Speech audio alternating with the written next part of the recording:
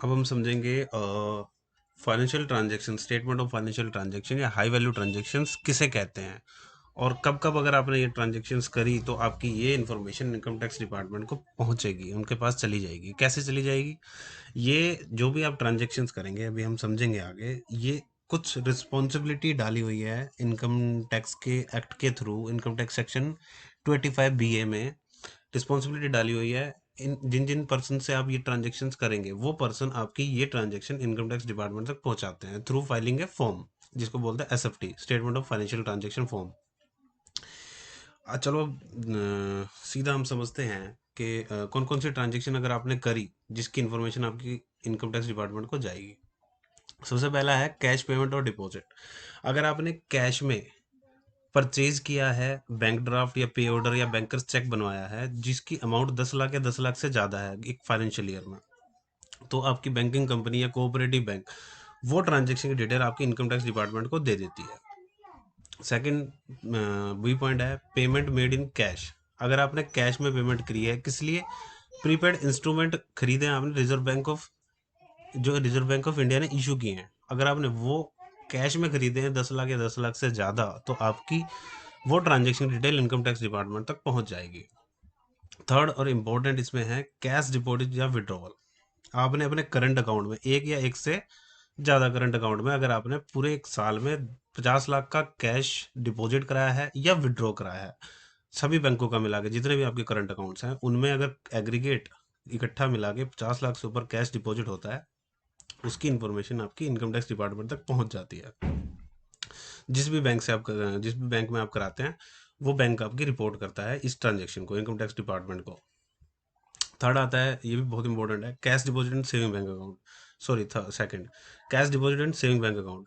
Cash deposit अगर saving bank account में आपने किया है 10 लाख या 10 लाख से ज़्यादा एक फाइनेंशियल ईयर में, एक या एक से ज़्यादा अगर आपके सेविंग बैंक है, सबका मिला के 10 लाख से ज़्यादा या 10 लाख आपने कैश डिपॉजिट कराया है पोस्ट ऑफिस में या बैंकिंग कंपनी या कोऑपरेटिव बैंक, तो आपकी ये जिसके भी थ्रू, पोस्ट ऑफिस के थ्रू कराया है, बैंकिंग कंपनी के थ्रू कराया है, वो आपकी इस ट्रांजेक्शन की डिटेल इनकम टैक्स डिपार्टमेंट को पहुंचा देती है through filing form of SFT.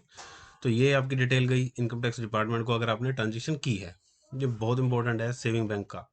अब थर्ड चलते हैं एफडी। अगर आपने एक या एक से ज़्यादा एफडी कराए रखी है 10 लाख या 10 लाख से ज़्यादा की, इसमें रिन्यूअल काउंट नहीं होगी। जैसे मान के चलिए 3 लाख की आपने एफडी कराई और मैच्योर होगी साल के बीच में ही, और वही आपने रिन्यू करा दी, तो वो रिन्यू नहीं काउंट होगी। आपकी फ्रेश एफडी जो अगर आपने कराई होगी 10 लाख या 10 लाख से ज़्यादा किसी भी मोड से, बैंकिंग मोड से, कैश मोड से, वो आपकी इंफॉर्मेशन जो भी आपने कराई है बैंकिंग कंपनी या पोस्ट ऑफिस या निधि कंपनी या एनबीएफसी, जिसके थ्रू आपने कराई है, वो आपकी इंफॉर्मेशन इनकम टैक्स डिपार्टमेंट तक पहुंचा देती है। क्रेडिट कार्ड का बिल, फोर्थ, क्रेडिट कार्ड का बिल अगर आपने कैश में पे किया है 1 लाख या 1 लाख से ज़्यादा, तो आपकी ये इन्फॉर्मेशन चली गई इनकम टैक्स डिपार्टमेंट को। किसके थ्रू? जिसका भी आपने क्रेडिट कार्ड ले रखा है, वो अपने आप ही आपकी इस इन्फॉर्मेशन इनकम टैक्स डिपार्टमेंट तक पहुंचाता है। एक तो हुआ कैश में क्रेडिट कार्ड का बिल पे करना है 1 लाख एक से ज़्यादा। दूसरा है किसी भी अदर मोड से, मतलब बैंकिंग मोड से या कैश उसमें इंक्लूडिंग है, अगर 10 लाख से ऊपर जाता है, मान के चलिए आपने 50,000 तो कैश में डिपॉजिट करा दिया अपना क्रेडिट कार्ड का बिल, और आपने 10 लाख जो है, 50,000 तो कैश में डिपॉजिट कराया और 9.5 लाख रुपए आपने अदर मोड से कराया, बैंकिंग मोड से, तो आपका टोटल 10 लाख हो गया। 10 लाख का आपने क्रेडिट कार्ड का बिल पूरे साल में दिया है, तो इसकी इन्फॉर्मेशन आपकी इनकम टैक्स डिपार्टमेंट को पहुंच जाएगी एक फाइनेंशियल ईयर में। फिफ्थ पॉइंट पे चलते हैं। फिफ्थ पॉइंट है बॉन्ड्स और डिवेंचर। बॉन्ड्स और डिवेंचर आप परचेज करते हैं, बड़ी बड़ी कंपनियां बॉन्ड्स डिवेंचर इशू करती हैं, वो आपने 10 लाख या 10 लाख से ज़्यादा एक फाइनेंशियल ईयर में अगर खरीदा है तो वो इन्फॉर्मेशन आपकी इनकम टैक्स डिपार्टमेंट को चली जाएगी। इसमें रिन्यूअल काउंट नहीं होता। रिन्यूअल अगर बॉन्ड का या डिवेंचर मैच्योर होने के बाद आपने रिन्यू करा दिए, तो वो काउंट नहीं होगा। फ्रेश जो होंगे, फ्रेश बॉन्ड से डिवेंचर परचेज किए होंगे आपने जिस भी कंपनी के, तो वो कंपनी आपकी इन्फॉर्मेशन इनकम टैक्स डिपार्टमेंट तक पहुंचा देती है। आगे चलते हैं जी, परचेज ऑफ शेयर्स। शेयर्स, आपने अगर शेयर्स परचेज करी है 10 लाख या 10 लाख से ज़्यादा एक फाइनेंशियल ईयर में, या आपने शेयर एप्लीकेशन मनी ही दी है, मतलब पूरे शेयर क्या कहते हैं, जैसे डिफरेंट कॉल्स में आपके शेयर्स इशू होते हैं, आपने फर्स्ट कॉल, सेकंड कॉल, अगर आपने 10 लाख या 10 लाख से ज़्यादा दिया, या पूरा आपको शेयर ही अलॉट हो गया 10 लाख या 10 लाख से ज़्यादा की अमाउंट का, किसी भी मोड से आपने परचेज किए हैं, तो वो जो कंपनी है उसके ऊपर लाइबिलिटी है, वो आपकी इस इंफॉर्मेशन को इनकम टैक्स डिपार्टमेंट को पहुंचाएगी। ये जो इन्फॉर्मेशन, ये जो जो भी सारी हम इन्फॉर्मेशन पढ़ रहे हैं, ये जो जो ट्रांजेक्शन्स हैं, ये सारी आपकी फॉर्म 26 AS में SFT के कॉलम में आपको मिल जाएगी। आप अपना फॉर्म 26 देखेंगे, अगर आपने ये ट्रांजेक्शन की होंगी तो। आगे चलते हैं शेयर सोल्ड। शेयर सोल्ड, अगर आपने जिस कंपनी, किसी भी कंपनी के शेयर होल्ड करते हैं आप, वो आपने शेयर्स उसी कंपनी को बेच दिए, किसी थर्ड पार्टी को बेच दिए, तो उसकी लाइबिलिटी, वो चीज़ कवर नहीं होगी। उसी कंपनी को, जिस कंपनी के शेयर होल्ड कर रखे हैं, उसी कंपनी को अगर आप वापस बेचते हैं, तो आपकी वो कंपनी के ऊपर लाइबिलिटी है कि वो 10 लाख या 10 लाख से ज़्यादा अगर उसकी वैल्यू है, तो वो कंपनी उसको, ट्रांजेक्शन को रिपोर्ट करेगी आपके इनकम टैक्स डिपार्टमेंट को। इसको बायबैक ऑफ शेयर्स बोलते हैं। कंपनी बायबैक करती है शेयर्स, अपने अपने शेयर्स को रिड्यूस करने के लिए, ख़त्म करने के लिए अपने शेयर्स को। बहुत सी कंपनी ऐसे करती हैं, अपने शेयर्स को ही वापस खरीद लेती हैं। तो वो अगर 10 लाख या 10 लाख से ज़्यादा किसी आपने, अगर अब उसी जिस कंपनी के शेयर सेल कर रखे उसी को सोल सेल कर दिए, तो वो आपकी ट्रांजेक्शन रिपोर्ट हो जाएगी इनकम टैक्स डिपार्टमेंट को। वो कंपनी ही करेगी जिसको आपने शेयर्स वापस बेचे हैं उसी कंपनी के।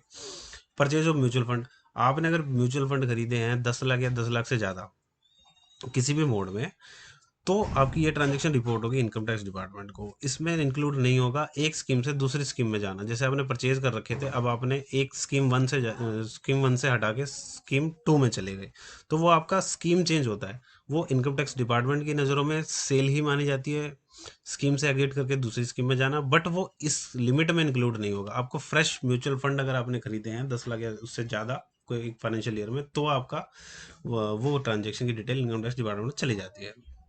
आगे चलते हैं परचेज ऑफ फॉरेन करेंसी। अगर आपने ऑथराइज डीलर से फॉरेन करेंसी परचेज की है, या आपने डेबिट क्रेडिट कार्ड के थ्रू फॉरेन करेंसी में खर्चा किया है, या ट्रैवलर चेक या ड्राफ्ट बनवाया है 10 लाख या 10 लाख से ज़्यादा किसी भी मोड में, वो आपकी डिटेल इनकम टैक्स डिपार्टमेंट को चली जाएगी। जो भी ऑथराइज डीलर होगा वो आपकी डिटेल्स को इनकम टैक्स डिपार्टमेंट तक पहुंचा देगा इसको। आगे चलते जी, इमूवेबल प्रॉपर्टी। अगर आपने land, building, plant and machinery वगैरह, अगर कुछ भी, sorry, plant and machinery, land, building, flats वगैरह, अगर आपने खरीदे हैं इमूवेबल प्रॉपर्टी, तो वो, अगर रजिस्ट्री की वैल्यू 30 लाख से ज़्यादा है, 30 लाख या उससे ज़्यादा है, तो वो जो रजिस्ट्रार के ऊपर रिस्पॉन्सिबिलिटी है, रजिस्ट्रार और सब रजिस्ट्रार, कि वो ट्रांजेक्शन की डिटेल आपकी इनकम टैक्स डिपार्टमेंट को पहुंचा देता है। तो इमूवेबल प्रॉपर्टी अगर आपने खरीदी है 30 लाख या 30 लाख से ज़्यादा की वैल्यू जिसकी बन रही है एज पर रजिस्ट्री, तो वो आपकी इनकम टैक्स डिपार्टमेंट तक पहुंच जाएगी ट्रांजेक्शन की डिटेल्स। आगे चलते जी, परचेज ऑफ गुड्स और सर्विस इन कैश। अगर आपने कैश में किसी भी कंपनी से, दुकानदार से, किसी भी बंदे से, ऐसे बंदे से जिसकी इनकम टैक्स में ऑडिट होनी है, सेक्शन 44AB में ऑडिट होगा जिसका, उससे आपने 2 लाख से ज़्यादा की वैल्यू का गुड्स खरीदे हैं या सर्विस दी है कैश में, तो वो डिटेल आपकी इनकम टैक्स डिपार्टमेंट को पहुंच जाती है। अब आगे चलते हैं, इसका स्कोप और वाइड करते हुए, इनकम टैक्स में इसका स्कोप और वाइड करते हुए कुछ ट्रांजेक्शन्स और ऐड करिए। जैसे कि ये सारी आपको ट्रांजेक्शन दिख रही हैं। पहली है सेल ऑफ शेयर्स और म्यूचुअल फंड। अगर आपने सेल ऑफ शेयर्स किए हैं या म्यूचुअल फंड आपने बेचे हैं या खरीदे भी हैं, तो आपकी वो डिटेल, जो जिसके डिपॉजिटरी के थ्रू, डीमैट अकाउंट वगैरह, उनके थ्रू आपने सेल परचेज की है, तो सारी, even a single rupee detail will reach to income tax department. Sale purchase कुछ भी आपने किए हैं, क्या कहते हैं, शेयर्स खरीदे हैं, म्यूचुअल फंड खरीदे हैं, परचेज किए हैं, उसकी डिटेल आपकी पहुंच जाएगी इनकम टैक्स डिपार्टमेंट को। अब आपने डिविडेंड अर्न किया है, आपने शेयर्स हेल्ड करते हैं, अब उस पर आपको डिविडेंड मिल रहा है, उसकी भी डिटेल, चाहे कितने भी रुपए हो, एक्स अमाउंट हो, वो आपकी डिटेल इनकम टैक्स डिपार्टमेंट को पहुंचेगी। अब आपने इंटरेस्ट इनकम है, अब आपने बैंक से, सेविंग बैंक से इंटरेस्ट अर्न किया है या एफडी पे इंटरेस्ट करा है, वो डिटेल भी अब इनकम टैक्स डिपार्टमेंट को पहुंचने लगी है। आपके ये सारी जो भी डिटेल्स है, ये मैंने पहले बताया, जैसे कि फॉर्म एसएफटी, फॉर्म एसएफटी के थ्रू फाइल होती है, और ये आपकी 26 में एसएफटी सेक्शन में आपको देखने को मिलेगी। एक आपको एनुअल इंफॉर्मेशन सिस्टम है, उसमें भी ये सारी इंफॉर्मेशन, अगर ये सारी डिटेल जो भी आपने ट्रांजेक्शन की है, ट्रांजेक्शन की डिटेल आपको वहाँ मिल जाएगी। ये इनकम टैक्स डिपार्टमेंट ने एक जरिया निकाला है जिसके थ्रू आपकी ट्रांजैक्शंस को वो मॉनिटर कर सके, आपकी ट्रांजैक्शन की डिटेल इनकम टैक्स डिपार्टमेंट तक पहुंचे। तो ये अगर आपने ट्रांजैक्शन की है तो आप तैयार रहें, ताकि आप क्या कहते हैं, इसको देखते हुए जो भी ट्रांजैक्शन की है प्रॉपर रिटर्न आप फाइल करें।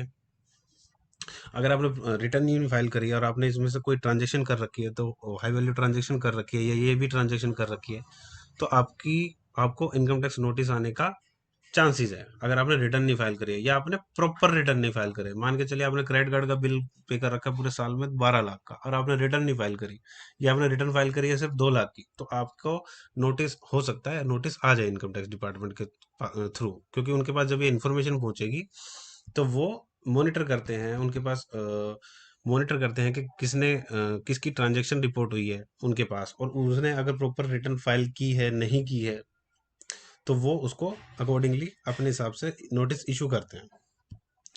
ये आपका हुआ एसएफटी, आपने समझा, statement of financial transaction, high value transaction आपने समझी। कोई डाउट हो आपको इसके रिगार्डिंग तो आप उनको कमेंट सेक्शन में पूछ सकते हैं। Thanks for watching.